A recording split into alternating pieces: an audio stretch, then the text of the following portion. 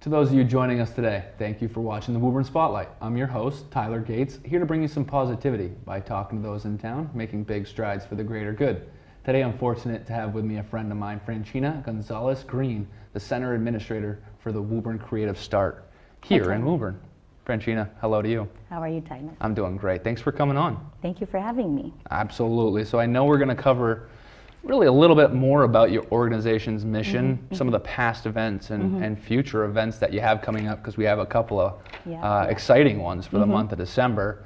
But before we dive right in, just for anyone that doesn't know Francina, do you mind telling us a little bit about you and what brought you to the organization? So I've been with Cu AIA now for 7 years. I think what drawn me to Cu AIA is not just providing, high quality education to the children, but also the family services that we offer. So really not just helping the child, but the family as a whole.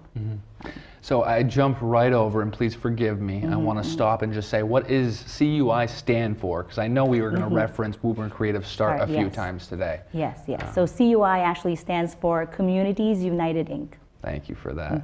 So since your time with the organization, has your role at the organization changed itself, or what are you doing now, Francina?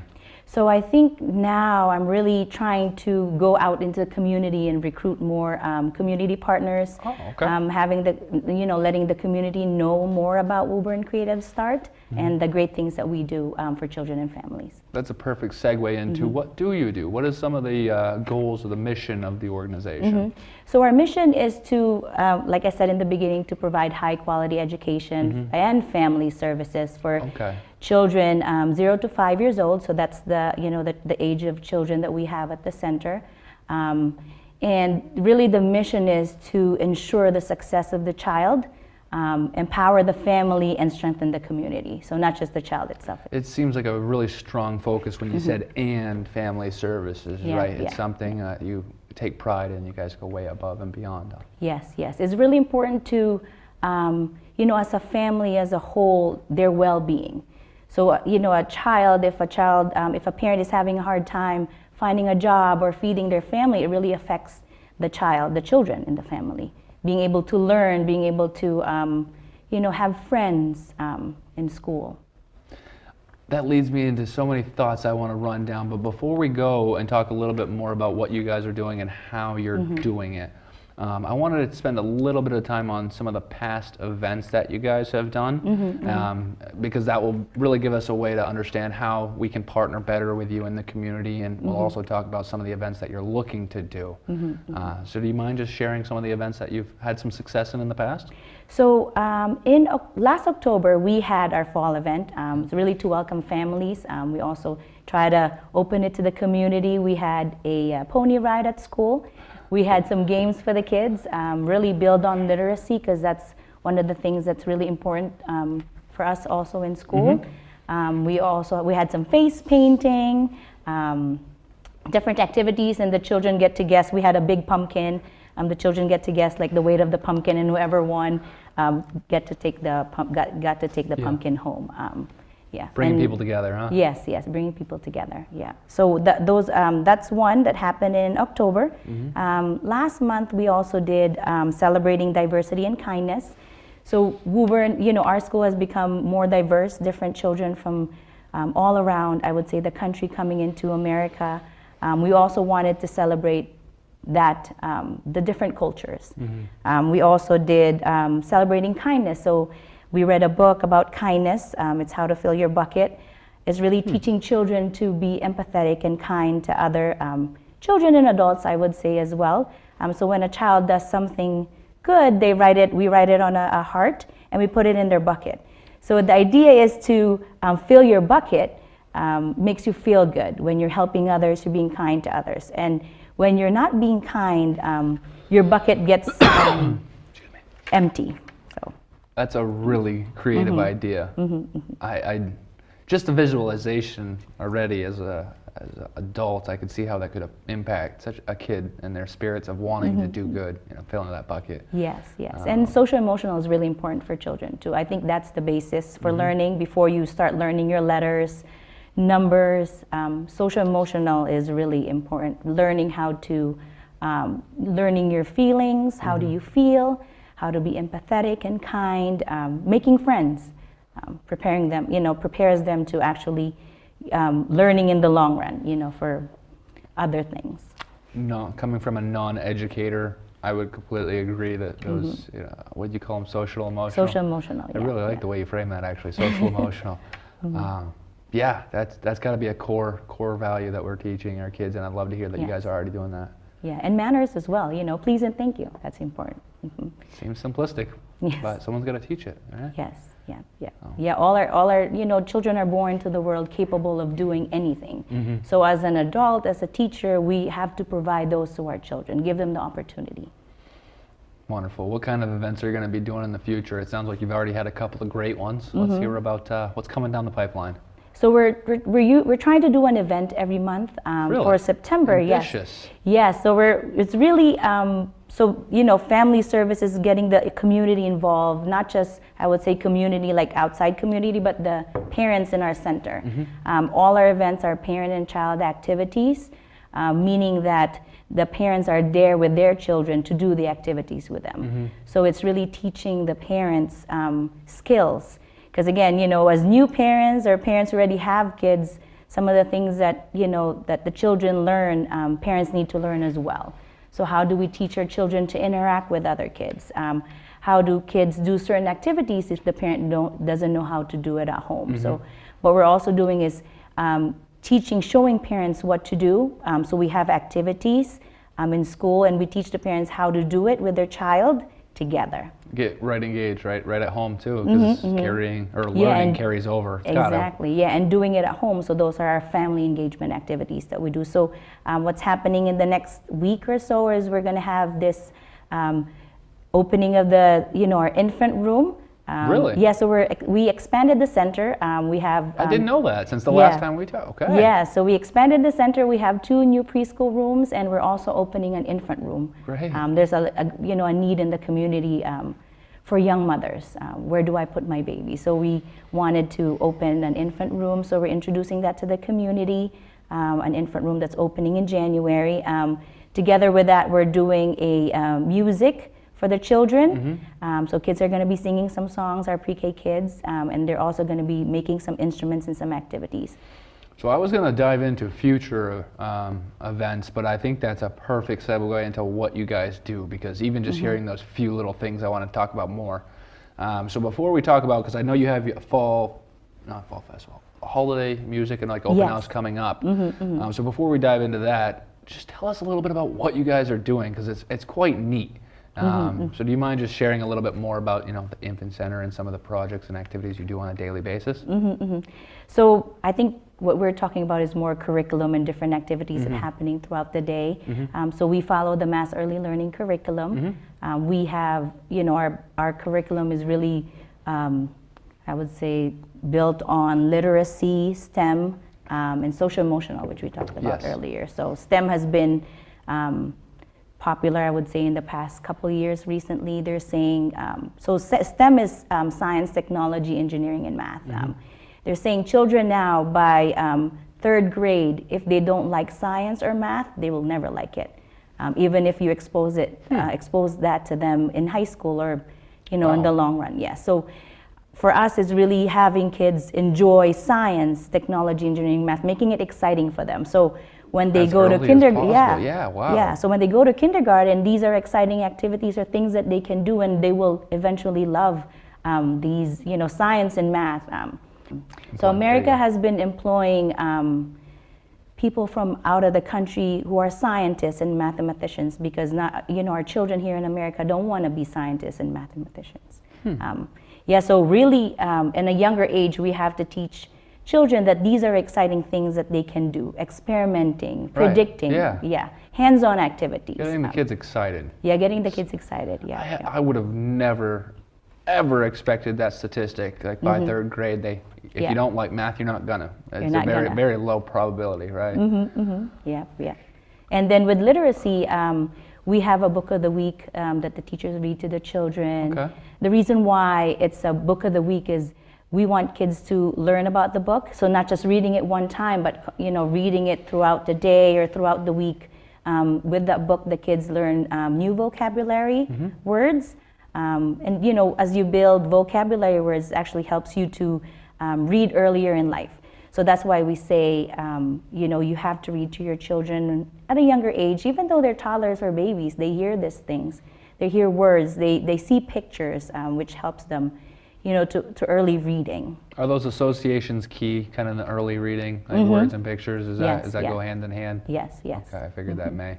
Yeah, yeah, and then the other one is the social emotional curriculum, which we it's called Second Step, that we use at the at CUI. So we have a social worker that works with the children. Oh, really? So she has groups that she takes out of the classroom. So we do screenings for the children as well. So when kids need help with their social emotional, she groups them together and she teaches them more on what to do, how to solve problems. And she also comes into the classroom and does like a group activity with the children. She uses puppets, puppy and snail, and she has certain, I would say, situations where she presents to the children and the puppets are talking to each other. It's really cool. The kids really have a great time. And you know, she presents this to the children, asks the children what they can do to help the situation. Everything you do is very engaging, it sounds. Yes.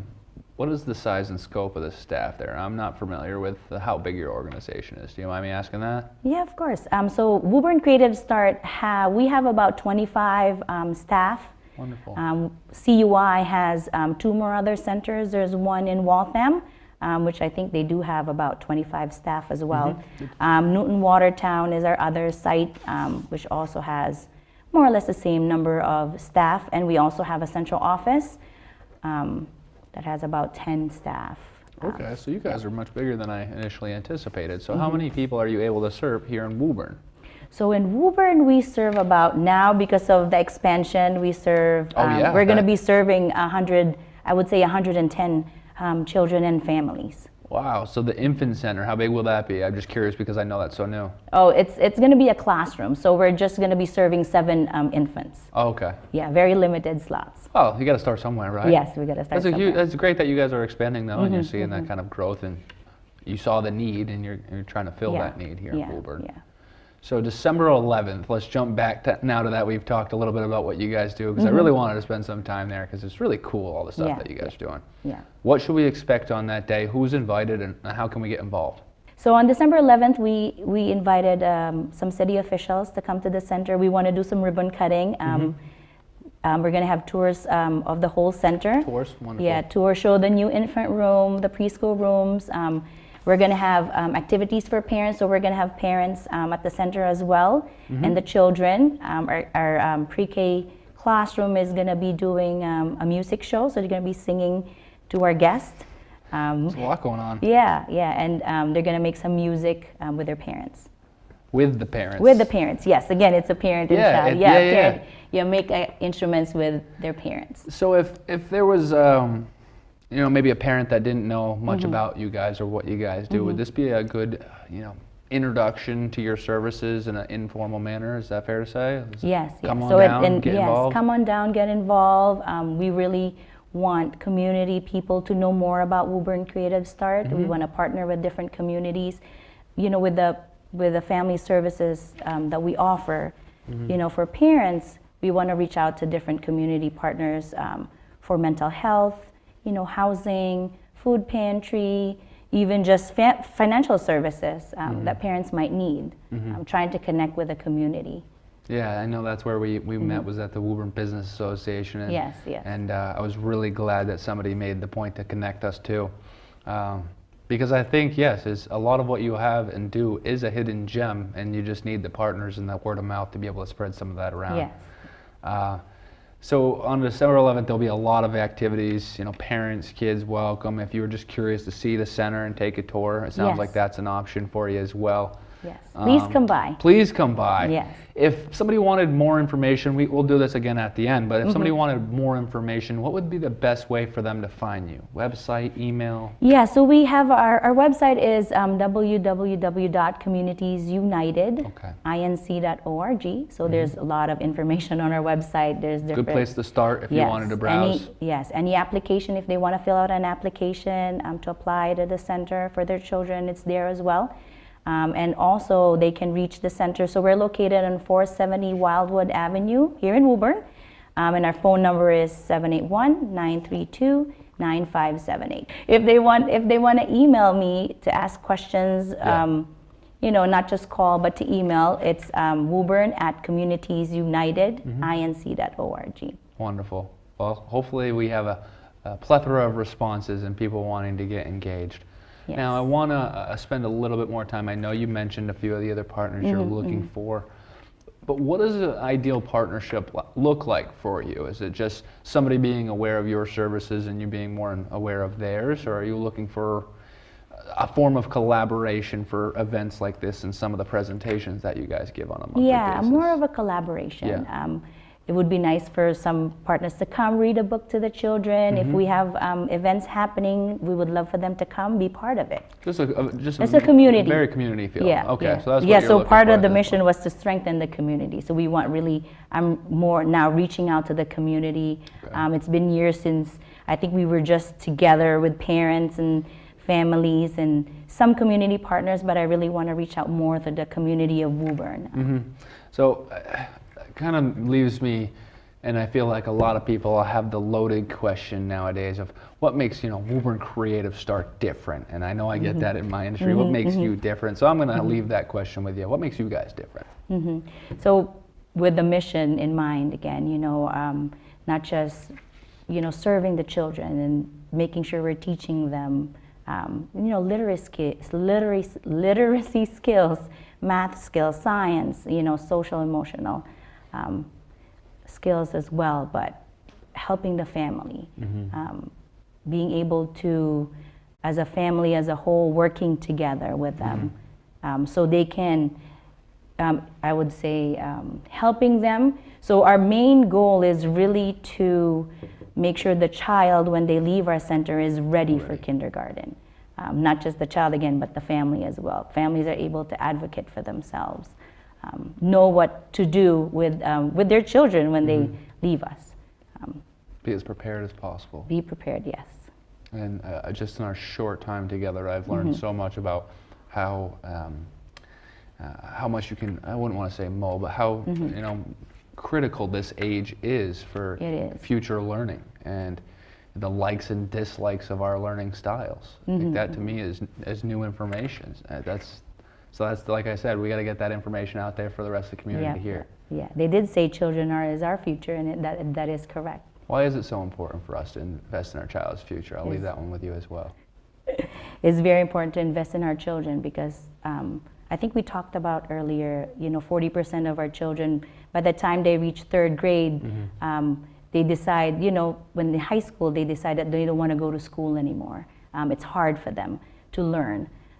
Kids are not ready when they go to kindergarten. They're not ready to be in kindergarten because they have a hard time learning, even focusing or having friends. So it's really important to teach our children to help them at a younger age. 0 to 5 is the crucial age for a child, in terms of brain development. They have all this billions of nerves in their brain that we have to connect them together. So in terms of connecting them, we have to show them and teach them. I feel like that may have been a redundant question, but that's what I was trying to look for, I guess, because I had a hard time getting it out there in the form of a question. Well, that's good. Well, I know we're getting closer to the end of our time together today, Franchina. I want to make sure that if you have anything that you'd like to share with the viewers or anybody listening or community partners out there, really now the floor is yours. It's your opportunity to do so. So thank you again for coming on. Thank you, Tyler. I think there's just one more thing. Please. Every year we do a fundraising event for the whole company. It typically happens in September, or mid-September, I would say. Last year we did it at the Frivolous Factory in downtown Boston by the seaport. We had some donations from community partners as well. So we're looking to do this every year. So I don't have the date yet, but it would be next September time frame. Yes, next 2019. September. Yeah, 2019. So fundraising is what we try to do every year to help our children and families. So providing for some of our families who don't have the money to pay for tuition, at least they can come to school for free. I know you guys are able to work with families, and the fundraising is a huge aspect of that. So September is a long ways away. Yes. So why don't we table that just briefly, and we'll have you come back on, and we'll Okay. talk about that closer too, because I think, like you said, that's a huge part of what you guys do, and it allows you to serve as many families as you do. So I'd love you to have a whole show dedicated towards that if that's something you're open to. Oh, yes, that would be great. Thank you. Wonderful. Well, thank you again for coming on. Come down December 11th. What time is it? It's going to be from 5 to 6:30. 5 to 6:30 in the evening. In the evening, Enjoy some music, festivities, meet a few family members, maybe Yes. your neighbors that you hadn't had to Yes. meet or had the ability to meet before. And the children. And the children. And the Oh children. gosh, Wonderful yeah. children. Wonderful children. So again, thank you for sharing your message today. I hope we can get that out there a little bit more for you. Thank you. We'll have you back on next summer, okay? Thank you. Thank you for having me. And thank you all for watching today's show with Franchina. Remember, we all have one life to live. Let's all do our part. I'm your host, Tyler Gates. Join us again next time for another episode of the Woburn Spotlight.